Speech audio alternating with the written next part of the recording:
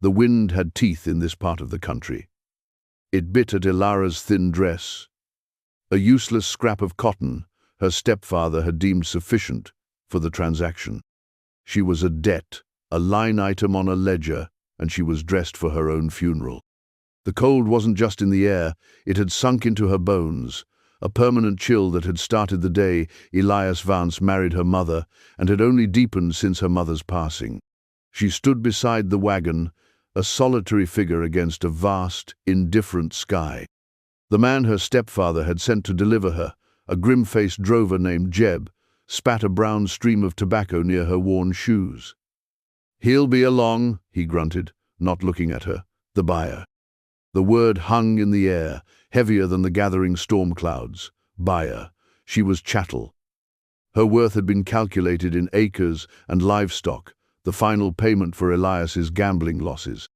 He had sold her. Her own stepfather had looked her in the eye, his gaze as flat and hard as a river stone, and told her she was no longer his concern. Hours passed. The sun bled out across the horizon, painting the cruel landscape in shades of rust and violet. Jeb grew restless, his patience worn thin. He finally climbed back onto the wagon seat. "He ain't comin'," he declared, his voice a gravelly finality. "Waited long enough. My problem's done." Fear, a cold, sharp thing, pierced the numbness that had encased Ilara's heart. "Wait," she whispered, the words stolen by the wind. "Where am I supposed to go?" He just shrugged, a gesture of absolute dismissal. He flicked the reins, and the wagon groaned into motion, its wheels churning up the dust of her abandonment. It rolled away, shrinking into the twilight, leaving her utterly and completely alone. The silence that descended was a living entity, vast and suffocating. She was nothing, a ghost left to perish in the wilderness, her value having expired at sunset. Hope had been chased out of her long ago, but in that moment, even the instinct to survive felt like a cruel joke. The cold deepened with the darkness. She hugged herself, a futile attempt to hoard what little warmth she had left. This was it. This was the end Elias had written for her. A quiet, anonymous death under a sky full of cold, distant stars. The wind carried stories of wolves and worse, and she felt a tear freeze on her cheek. It was not a tear of sadness, but of rage. A tiny, flickering ember of defiance in the face of absolute despair. If you've ever felt abandoned, if you've ever felt like the world has left you to the wolves, you know the cold Ilara felt in her soul. Tap subscribe, because what happens next is not just about survival. It is about the arrival of the impossible. She did not know how long she stood there, a statue carved from ice and misery, before a sound broke the oppressive silence. It was not the howl of a wolf or the crunch of a predator's footfalls. It was the steady, rhythmic plod of a single horse. A figure emerged from the deep indigo of the night, a silhouette against the sliver of a rising moon. Man and horse moved as one, a dark, powerful shape that seemed to absorb the light around it. Fear, raw and primal, returned. Was this him? The buyer? A man who would leave his purchase to freeze in the wastes? He drew closer, reining his horse to a stop a dozen feet away. He was large, broad-shouldered in a heavy duster, his face shadowed by the brim of his hat. He didn't speak. The silence stretched, filled only by the horse's soft snort and the whistle of the wind. Ilara couldn't move, couldn't breathe. She was a rabbit cornered by a hawk, waiting for the inevitable strike. He swung down from the saddle in a single, fluid motion. He was tall, his movements economical and deliberate. He walked towards her, his boots making soft, measured sounds on the hard-packed earth. He stopped, just out of arm's reach, and for the first time, the faint moonlight caught his features. His face was weathered, carved by sun and wind, with a jaw that looked as if it had been set against a lifetime of hardship. His eyes, though, were what held her. They were dark and steady, and they weren't looking at her like she was a piece of property. They were looking at her like she was a person freezing to death. Without a word, he shrugged off his heavy duster. The gesture was so unexpected it startled a gasp from her. The cold night air hit his flannel-clad torso, but he seemed not to notice. He took a step forward and gently, almost reverently, draped the heavy, sheepskin-lined coat over her trembling shoulders. The weight of it was a shock. The warmth was a miracle. It smelled of leather, wood smoke, and man, a clean, earthy scent that was the antithesis of the sour rot of her stepfather's house. For a moment, Ilara could only stand there, enveloped in a cocoon of impossible warmth, the sheer shock of the kindness short-circuiting her terror. He stepped back again, giving her space. From his saddle, he unhooked a canteen. He didn't offer it, didn't ask. He simply uncorked it and held it out. Her hands were clumsy with cold, but she managed to take it. The water was cool, not icy, and it soothed the raw burn in her throat. She drank, her gaze never leaving his shadowed face. "Your name," he said. His voice was low, a quiet rumble that seemed to vibrate in the ground itself. It was the first word he'd spoken, and it wasn't an order or a claim. It was a question. "Ilara," she whispered, her own voice rusty from disuse and fear. He gave a slow, single nod. "Silas." He retrieved the canteen, his fingers brushing hers for a fraction of a second. It was a touch devoid of threat, of ownership. It was just a touch. He turned to his horse. "The man, Vance. He told me to meet him in town." "Not here." Her mind, slow and numb, pieced it together. The delivery man had grown impatient, had abandoned her at the wrong place. Elias Vance's cruelty had, by accident, become even more absolute. This man, Silas, had not been a party to it. He had come looking for her. Silas gestured to his horse. "It's a long ride. You can manage?" She looked at the big animal, then back at her own feet, barely visible in the gloom. She wasn't sure she could walk another step, let alone ride. She gave a small, defeated shake of her head. He didn't sigh in exasperation. He didn't berate her weakness. He just nodded again, as if he'd expected it. "All right." In one smooth, powerful movement, he stooped and slid an arm beneath her knees and behind her back. He lifted her, as if she weighed nothing at all. The world tilted, and for a terrifying second, she thought she would fall. But his hold was solid, secure. He carried her to the horse, settled her in the saddle before him, and wrapped his coat more securely around her. Then he mounted, his body a solid wall of heat at her back. His arms came around her to take the reins, creating a cage of warmth and safety. He smelled of the cold night air now, but the heat radiating from him was a tangible force, pushing back the deeper chill in her soul. She was exhausted, terrified, and utterly confused.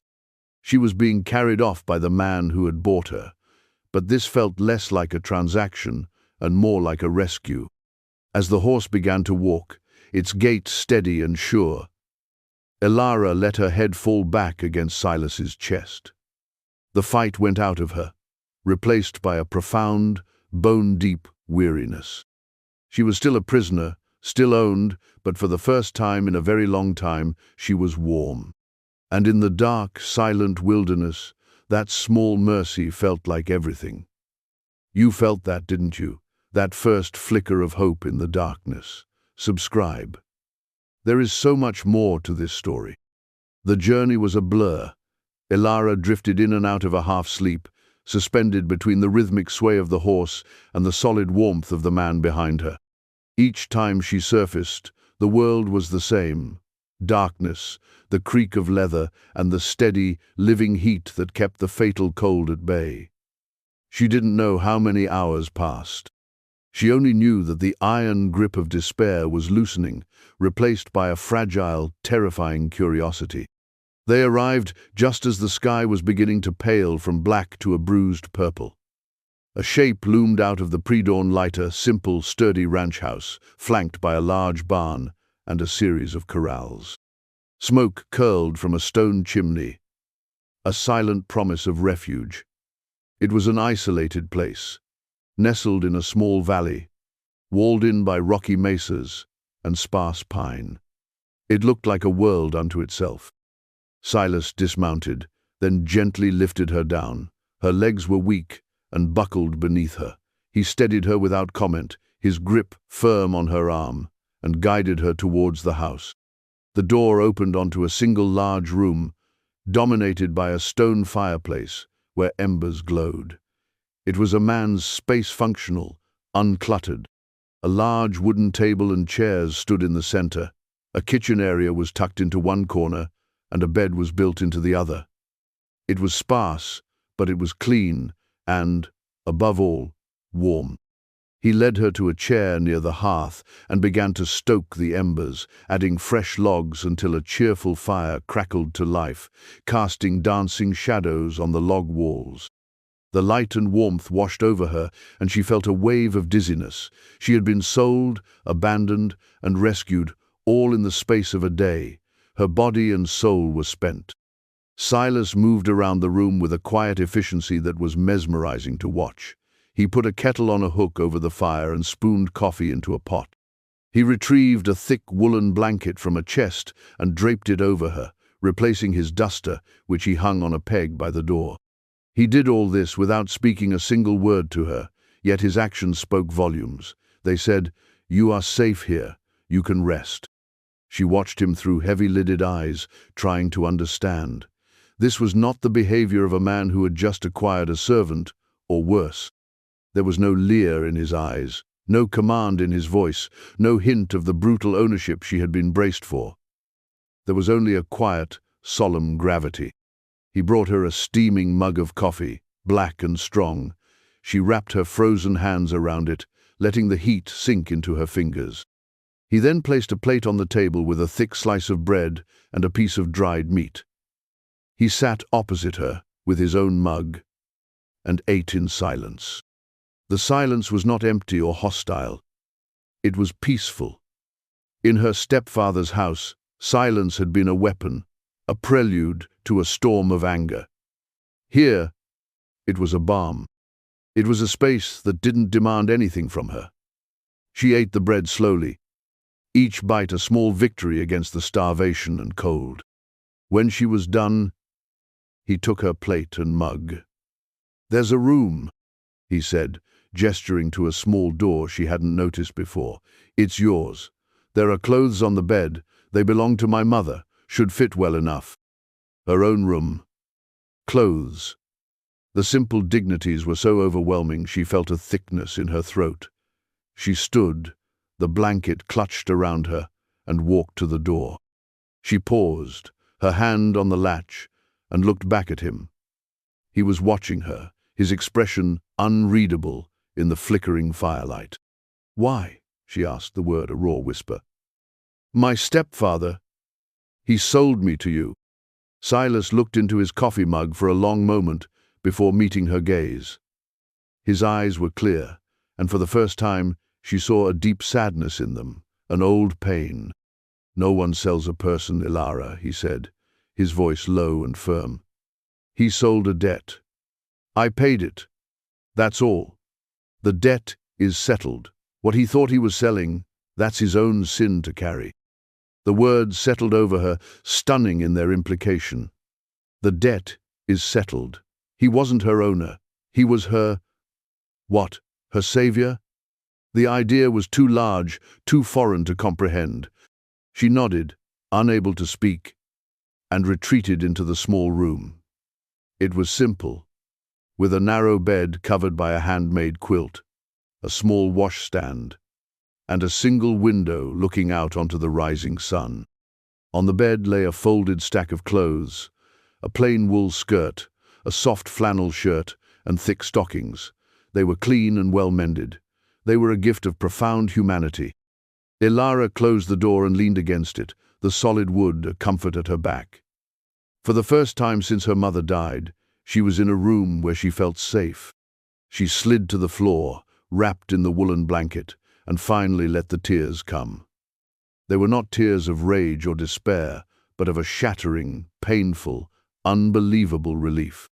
The days that followed fell into a quiet rhythm. Ilara healed. The deep, aching cold in her bones slowly receded, replaced by the warmth of the fire, the good food Silas provided, and the unbroken peace of the valley. She slept more than she had in years. Deep, dreamless sleeps in the safety of her small room. Silas asked nothing of her. He rose before dawn, tended to his horses and the few cattle he kept, and worked his land with a tireless, solitary focus. He was a man who spoke with his hands, with the solid mend of a fence or the gentle grooming of a horse. His silence was his nature, she learned. He wasn't withholding, he was simply quiet. Slowly, tentatively, she began to emerge. At first, she just kept the fire going while he was out. Then, she started tidying the main room, finding a strange comfort in the simple domestic task. One morning, she found the courage to make the coffee before he came in from the barn. When he entered, stamping the cold from his boots, he stopped and looked at the pot brewing over the fire. He looked at her. He didn't say thank you. He just gave her a small, almost imperceptible nod, and a corner of his mouth lifted in a ghost of a smile. For Ilara, that was more potent than 1,000 words of praise. It was an acknowledgement, a sign of acceptance. A bond was forming between them, woven from silent gestures and shared space. She started cooking their meals, simple stews and breads made from the supplies in his well-stocked pantry. She found she enjoyed it, enjoyed contributing, enjoyed the look of quiet satisfaction on his face as he ate. She learned about him in pieces. She saw the way he gentled a skittish foal, his voice a low, soothing murmur, his hands patient and sure. She saw him sitting by the fire late at night, running a hand over a worn, leather-bound book, his face lost in thought. She learned he had been raised in this valley by his mother, alone, and that he had buried her in a small plot, shaded by pine trees on the ridge. He was a man accustomed to solitude, yet he had made space in his world for her. One afternoon, he found her staring out at the vast, empty landscape. "It's big," he said, coming to stand beside her. "It's lonely," she replied, without thinking. "It's not lonely," he corrected, his voice soft.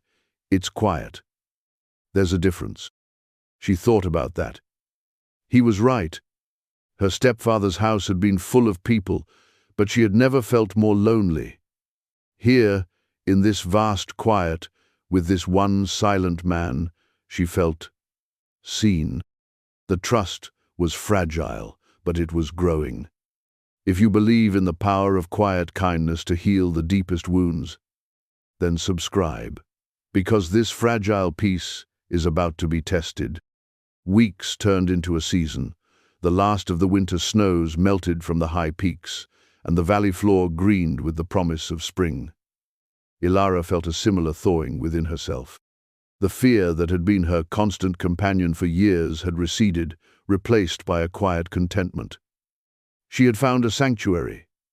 She had found Silas. The peace was shattered on a bright Tuesday morning. A wagon crested the ridge leading into the valley. It was not a welcome sight. Visitors were non-existent in this isolated place. Silas, who had been repairing a corral fence, straightened up, his body going still. Ilara, who was hanging laundry on a line, felt a cold dread wash over her, a familiar phantom from her past. As the wagon drew closer, the dread took shape. At the reins was her stepfather, Elias Vance. Beside him sat two rough-looking men she didn't recognize, men who had the predatory stillness of hired muscle. Silas walked to the center of the yard, placing himself between the approaching wagon and the house between them and Ilara. He didn't reach for the rifle that was always propped just inside the door, but his hands hung loose and ready at his sides. Elias pulled the wagon to a halt, his face a mask of false cordiality stretched over a core of pure greed. "Silas," he boomed, as if they were old friends. "Good to see you're enjoying your purchase." His eyes slid past Silas to where Ilara stood, frozen by the laundry line, his gaze crawling over her with a possessive sneer. He took in her healthy appearance, the clean clothes, the life in her eyes that had been absent before, and his expression soured. This was not what he had intended. "Vance," Silas said, his voice flat and cold as a winter stone, "you're not welcome here. Now, is that any way to talk business?" Elias climbed down from the wagon, his movements fleshy and arrogant. His cronies followed, flanking him. "I've been hearing things. That you're keeping her like a lady of the house, not like the property she is. Seems I've been cheated. I sold you a servant, a field hand. Her price was based on that. If you're using her for finer things," he said, with a lewd smirk, "then the price goes up." Ilara felt sick. He was trying to extort more money, to cheapen the sanctuary she had found into something sordid. He was trying to drag her back into the filth of his world. "The debt is paid," Silas stated, his voice dangerously low. "She is not property. She is a free woman, living on my land. Your business here is done." Elias laughed, a harsh, ugly sound that grated on the valley's quiet. "A free woman? Don't be a fool. I have a bill of sale, signed and witnessed. She belongs to you, which means she's your problem. But her value has increased under your care. I'm here to collect the difference. Or, perhaps, you'd rather I take her back. I have another buyer lined up, a man who understands the proper use of his assets. The threat was naked, brutal, returned to him, to be sold again." The terror was so immense, so absolute, that it broke through her paralysis. Her past was standing in her yard, threatening to devour her future. She saw Silas's shoulders tense. He was going to fight. He would fight for her. But they were three to his one. They were armed. They would hurt him. For her. The thought was unbearable. Something inside Ilara shifted. The girl who had stood freezing by the wagon, waiting to die, was gone. The woman who had found her worth in quiet acts of care and shared silence stood in her place. This was her home, this was her life, and she would not let this man poison it. "The confrontation you've been waiting for is here. Will courage be enough? Subscribe. I promise you tomorrow's story will prove that the quietest voices can roar the loudest."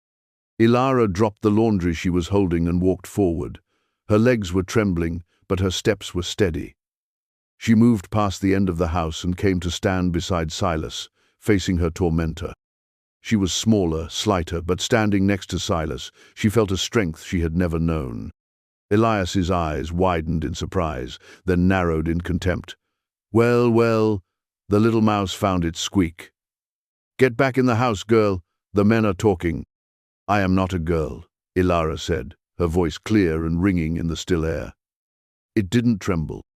"And you are not a man. You are a disease. You infected my mother's life, and you tried to infect mine."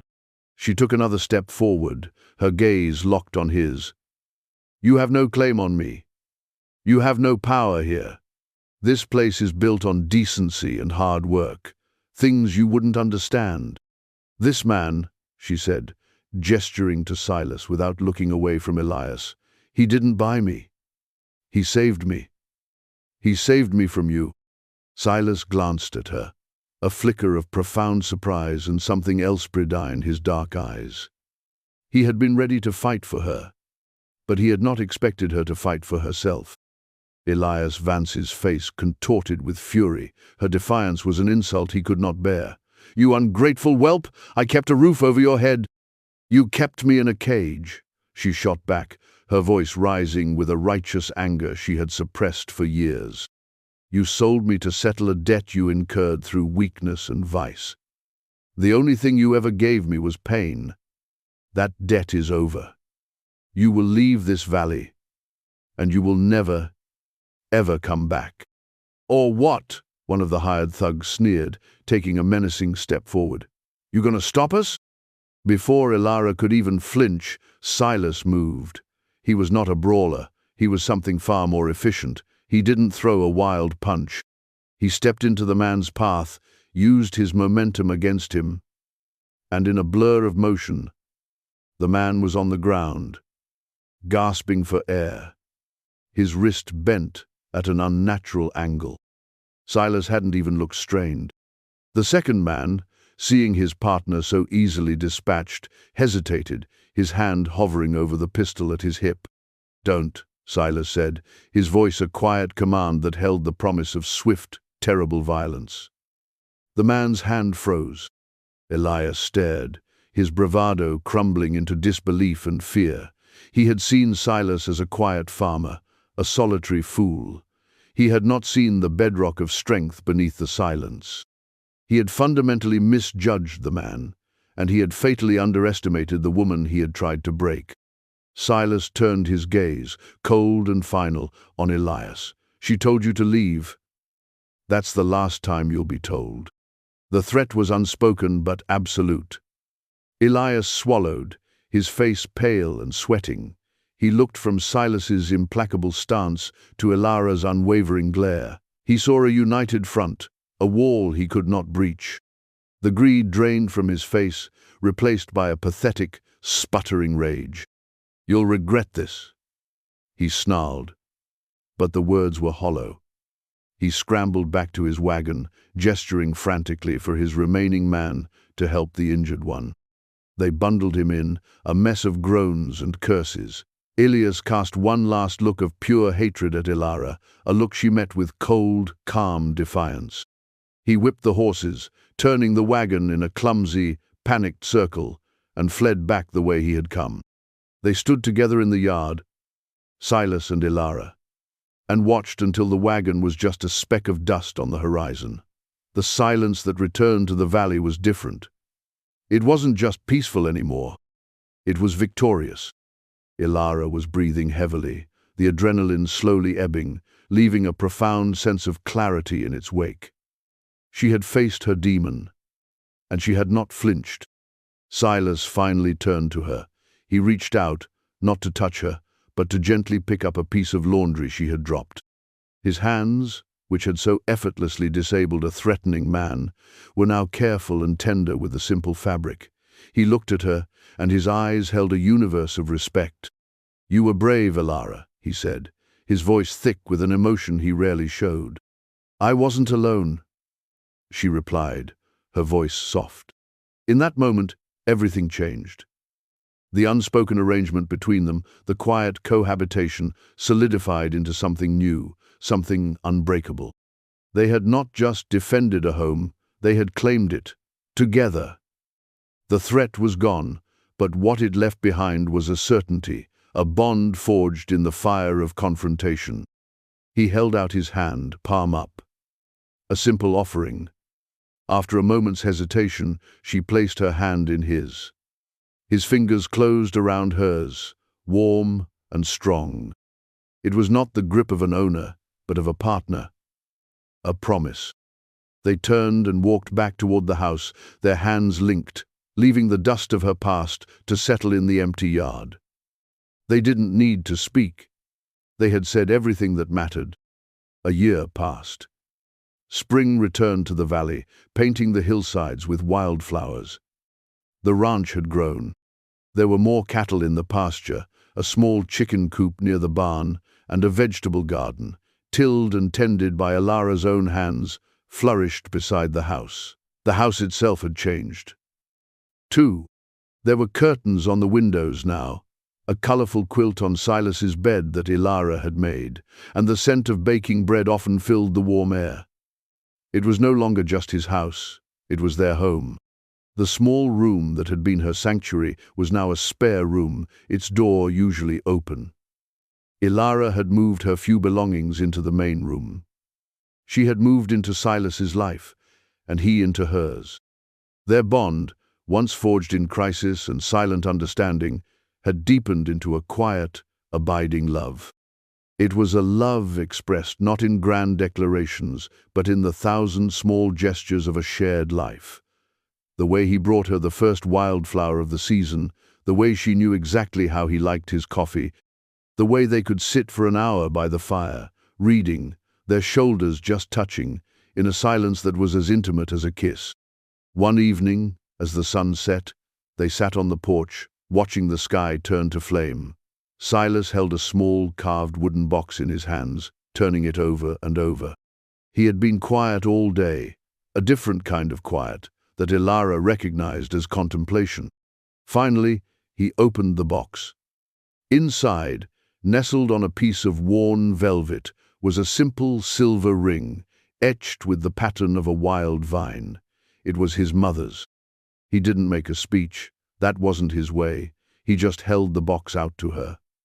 "Elias Vance sold a debt," he said, his voice a low, steady rumble. "And I paid it. But I got more than I ever bargained for. I found a home." He looked at her, his dark eyes full of a fierce, gentle light.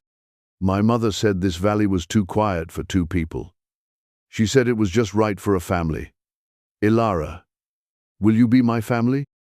Tears welled in Ilara's eyes, but these were tears of pure, unadulterated joy. She had started with nothing, less than nothing. She had been an object, a burden, a ghost. And now she was being offered everything: a home, a future, a family, a love as solid and enduring as the mesas that guarded their valley. She didn't need to say yes. Her answer was in the radiant smile that broke across her face, in the way she threw her arms around his neck and held on as if she would never let go. He held her tight, his face buried in her hair. A man who had lived his life in solitude finally, completely, at home. He slid the ring onto her finger. It fit perfectly. They were not just survivors anymore. They were builders. They had taken the broken pieces of their pasts and built a life of quiet strength and profound love. The world outside the valley, with its cruelty and its noise, still existed. But here, in this small pocket of peace, they had everything they needed. They had each other. The quiet cowboy had not bought a wife. He had freed a soul, and in doing so, had found his own. And their silence was the most beautiful love song the valley had ever heard. That is the end of their beginning, a testament that the deepest wounds can be healed by a love that asks for nothing but gives everything. Subscribe now, because I will let you discover a new tale of love's triumph over despair with me tomorrow.